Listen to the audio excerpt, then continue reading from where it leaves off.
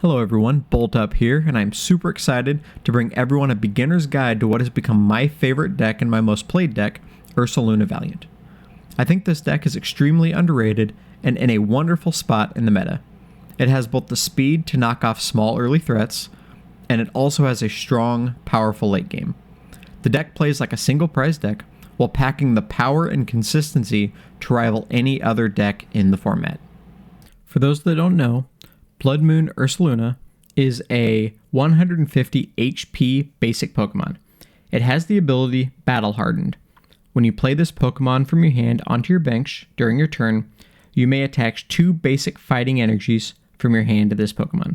Then it has the attack Mad Bite. For 3 energies, it does 100 damage plus 30 more for each damage counter on your opponent's active Pokemon. This works very well with Iron Valiant EX, which is a 220 HP basic future Pokemon. Iron Valiant has the ability Tachyon Bits. Once during your turn, when this Pokemon moves from your bench to your active spot, you may put 2 damage counters on one of your opponent's Pokemon. To begin the guide, we're going to go over the deck list that I've been playing. Then we're going to go over a breakdown of the cards and the specific purpose of each of the cards. We're going to go over magic numbers, which is really important when discussing sequencing for the deck. Then we're going to go over an ideal turn 1, what you're trying to do to get the game started. Then we'll talk about what we're going to do for the rest of the game. And then finally, we're going to end with matchups, and we'll go over specific matchups that you'll see fairly commonly when playing the deck. Now to begin, we're going to talk about the deck list. This is the deck list that I've been playing, and I played around with a few different deck lists before I decided on this one. And this one I got from King 1698 from a Limitless Online tournament. And after playing this deck, I am currently in the belief that this is the best way to play the deck. So to start, we have 4 Iron Valiants and 3 Bloodmoon Ursalunas. These are the main pieces of the deck, the main attackers, the main damage dealers. These are what you're going to rotate in and then swing hard with the Ursaluna. The Squawkabilly is there for that consistency in the early game that you really, really need, but the Motivate is also an attack that may come up. If you have to start with a Bloodmoon Ursaluna, which happens sometimes, the Motivate attack will allow you to attach 2 energies to the Ursaluna, while also putting 20 damage on the opposing Pokemon, which will raise Ursaluna's attack by 60 all by itself. The Fezandipiti is the consistency engine for the mid and late game, where you can draw those 3 cards after your single prizer has been knocked out. The Radiant Greninja is for consistent draw throughout the game, and then the Bloodmoon Ursaluna EX is for a late game attacker where you can come in with 240 damage and basically out of nowhere. A lot of times your opponent thinks they have cleared out the game, they have wiped your board, they've knocked out a couple of your Iron Valiants, and then you're able to come in with the Bloodmoon Ursaluna with the free attack for 240 and knock off their last target. Moving on to the supporters, we have 4 Professor's Research and 2 Lana's Aid, a single boss, and a single Iono. Getting a Professor's Research on turn 1 going second almost guarantees you a perfectly consistent start. The thing about this deck compared to others is you are okay throwing your resources in the discard pile because there's so much recursion in this deck. Lana's Aid might be the single most important non-Pokemon in this deck. Lana's Aid by itself can almost get an Ursaluna ready to attack with its ability to get up to 3 non-rule box Pokemon or basic energies from your discard pile back to your hand. That means that Lana's Aid can get 3 fighting energies back. It can get an Ursaluna and 2 energies back. It can get 2 Ursalunas and an energy back. So there's a lot of different things that Lana's Aid can do, and it is so important mid-game. When your opponent thinks they have wiped things out, you have 1 card that can really get you back going. The boss is one of 2 gusts in the deck, so it's very important to use the boss wisely. And then the Iono is, it's kind of like a 5th Professor's Research, but it is also a late game hand disruption for your opponent that can help seal the deal. Moving into the items, we have a suite of 4 Switch Carts and 4 Switches, which are the primary means to do the damage with the Ursalunas. And then we also have some Search with 4 Ultra Balls, 4 Nest Balls, and then we have some Recursion with 4 Night Stretchers and 4 Energy Retrieval. We're rounding out the items with 3 Earthen Vessels for Energy Search, and then our ace spec of choice is the Prime Catcher, which is our other guest. We have 2 Future Boost Energy Capsules, we have 2 Pokéstops, and then our energies, which are 6 Fighting Energies, and then 3 Jet Energies, which round up our switching cards. So in looking through the deck, the cards can kind of be split into categories for just better understanding what they're here for. So the damage dealers, we have the Iron Valiant, the Bloodmoon Ursaluna, and the Bloodmoon Ursaluna EX. Those are what we are relying on to actually win the game. Then we have some draw support here. We have the Radiant Greninja, the Fezandipiti, the Squawk. They are there for draw support, along with the Iono, the PokéStop, and the Professor's Research. Then we have our pile of switches, which are the Switch Carts, the Switches, the Jet Energies, the Prime Catcher, and the Future Boost Energy Capsules. And like I mentioned before, we only have 2 Gust options, 1 Boss and 1 Prime Catcher. We have our Search, which is the 8 Ball Searches, the Ultra Ball, the Nest Ball, and the Earthen Vessel.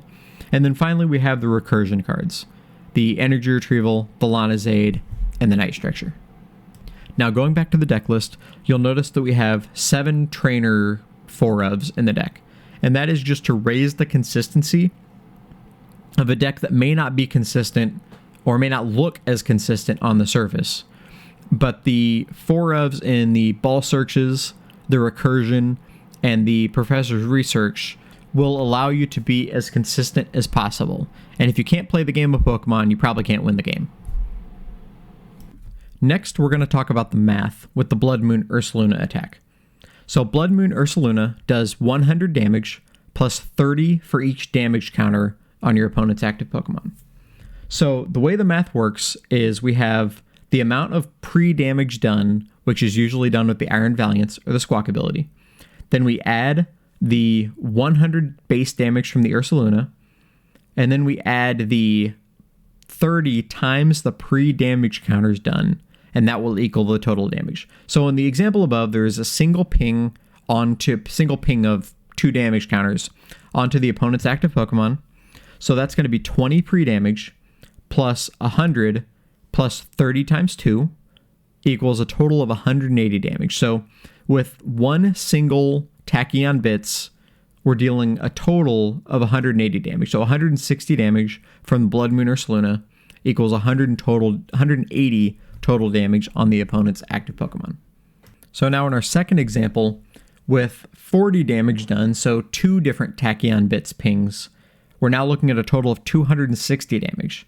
So that's 40 pre-damage plus 100 for Ursaluna's base plus 30 times 4. So Ursaluna itself is going to be doing 220 damage. And then with the pre-damage added in, we're looking at 260 total damage. And finally, with 3 pings of the Tachyon Bits, we're looking at 60 pre-damage plus 100 base damage from the Ursaluna plus 30 times 6 damage counters equals a total of 280 damage from the Ursaluna and a total of 340 damage done to the active Pokemon. That is enough to knock out almost every single Pokemon you would see without any HP modification from tool cards. So what does that mean exactly? What that means is that with 0 pings of damage done to the opponent's active Pokemon, Ursaluna can do up to 100 damage. So that is enough to knock off things like Cleffa, Charmander, Ralts, Pidgey. A lot of those early small Pokemon that you may see on turn 1. And this is important because with the Tachyon Bits, you can rotate them in to the point where you can possibly knock off another small Pokemon in the back and knock off a small Pokemon at the front with Ursaluna's attack. So you could possibly get 2 small knockouts on that turn 1 going second.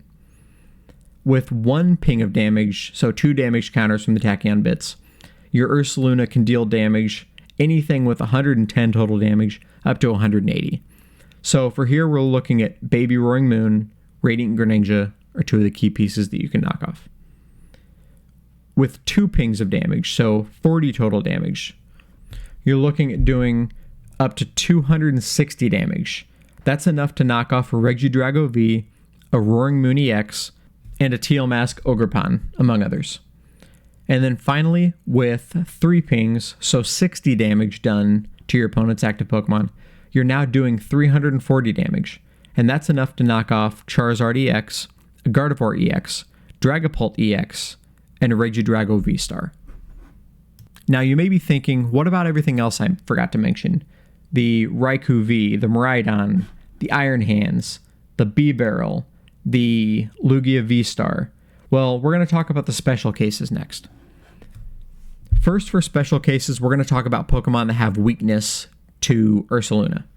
The list on your screen now shows some key Pokemon where the weakness changes the number of Tachyon bits pings you'll need to knock these Pokemon out. For example, Snorlax doesn't need any pings since Ursaluna is going to do 200 damage to it without any additional. Raikou V has 200 HP, so Ursaluna can hit that with its 100 base damage as well. Maradon EX and Iron Hands EX only need 1 ping of Tachyon bits to knock them out with Ursaluna. B-Barrel doesn't need anything since it only has 120 hit points. Arceus V only needs 1 ping of Tachyon bits, and Arceus V-Star only needs 1 ping of Tachyon bits to get knocked out by Bloodmoon Ursaluna. Now, in addition to weakness, there's a handful of Pokemon that have resistance to fighting as well. Some require no exchange in the math at all. For example, Pidgeot EX requires 3 pings with or without the resistance. Lugia V and Lugia V-Star have no change as well. Lugia V still requires 2 pings of damage, and Lugia V-Star requires 3. Squawkabilly EX would normally require only 1 ping of damage, but because it has the fighting resistance, you now have to get 2 pings of damage on it before Bloodmoon Ursaluna can knock it out.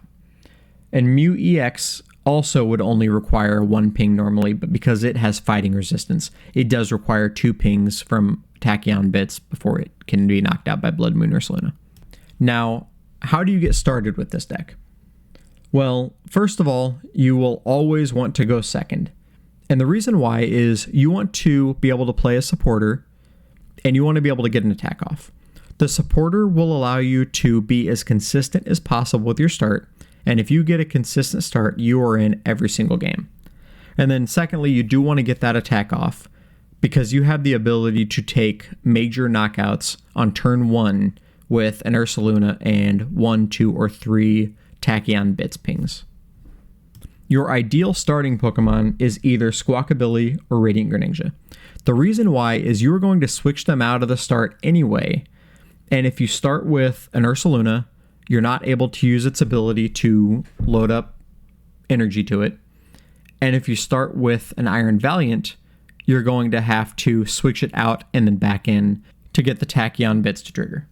Depending on the matchup and the number of switches in your hand, you're going to want to get 2 or 3 Iron Valiants on the bench so you can start bringing them in, getting those Tachyon bits pings, and then moving forward with the knockouts. You also want to get Squawkabilly on the board almost every single game to make sure that you are seeing as many cards as possible on turn 1 and setting up as much damage as possible. Don't be afraid to throw away resources because of how many recursion cards are in the deck. Energies and Pokemon you can easily get back later in the game. Finally, you want to try to get that key knockout on turn 1. Are you playing Charizard with only 1 Charmander on the board? Try to get that knockout on the Charmander, whether it be from Tachyon bits, Bloodmoon Ursaluna knockout, or gusting it into the active and getting that knockout. Are you playing against Turbo Moon with a couple energies on it already? Try to get the pings on there and the Bloodmoon Ursaluna out to be able to get that knockout on turn 1, so they have to start over. Identify the key Pokemon that you can get that knockout on turn 1 to put them behind and put you further ahead. For the rest of the game, remember that you win prize trades. Your damage is being done by a single prize Pokemon, and most other decks are going to be using 2 prizers as their main attackers. This means that your opponent either has to gust you up every single turn to take the 2 prizes, or take the single prize knockout and you're going to still be ahead in prizes. If your opponent has a single prize board, you still have the ability to take multiple prizes with Tachyon Bits Spread and the Bloodmoon Ursaluna attack. Always know your counts. Know how many switches you have left. Know how many energy retrievals. Know how many night stretchers. Know how many cards you have available, whether they're in your deck or in your discard pile. A miscount of anything could cost you the game. Know where your gusts are. Do you still have your boss and your prime catcher available? Are any of them prized? Knowing where those are will allow you to prize map as best as possible. Most games you'll go through almost your entire deck, so the odds of seeing both gusts every game is very high. And finally, know your prize map. Know how many prizes you have to take on each turn and do your best to make that happen. Once again, remember, you will generally win the prize trades because your attacker is a single prizer and most other decks are going to be using 2 prizers. Alright, now let's get into the matchups. The first matchup I want to talk about is the Charizard DX. This is probably like 45 to 55 unfavored. It's very, very close and much closer than one would think. The key to playing this deck is getting the first turn knockout on a key Pokemon, whether it be a lone Charmander or a lone Pidgey, something that may put them behind in the game. Remember throughout this game that you are going to win the prize trade because, once again, you're attacking with a single prizer and their attackers are 2 prizers. Even if it takes 2 turns to get damage set up on that Charizard, you're going to be taking 2 prizes, and if they return knockout on the Ursaluna, they're only going to get 1. If they gust up an Iron Valiant or a Squawkabilly, you still have your main attacker, and you can then spend that turn getting more support mons set up. Know where your gusts are. Know when you can gust up their Fezandipiti, their Rotom, or their Lumineon. Remember that Fezandipiti only takes 1 ping to knock out from Ursaluna since it is weak to fighting. Rotom can be knocked out by Ursaluna with no damage on it since it is also weak to lightning. And finally, remember that Ursaluna EX can knock out Fezandipiti, Rotom, and Lumineon all by itself. Ideally, in this matchup, your prize map involves 2 single prizers early, a Charizard mid-game, and then gusting up another 2 prizer, whether it be the Fezandipiti, the Rotom, or the Lumineon, and knocking it out with either the Bloodmoon Ursaluna or the Bloodmoon Ursaluna EX. The next matchup I want to talk about is the Maradon matchup. This might be the most free matchup that this game has ever seen. That's a slight exaggeration. I'm going to put this one at 80-20 just because Maradon can be very, very consistent, and if you don't get a decent start, it has a chance to run away with the game.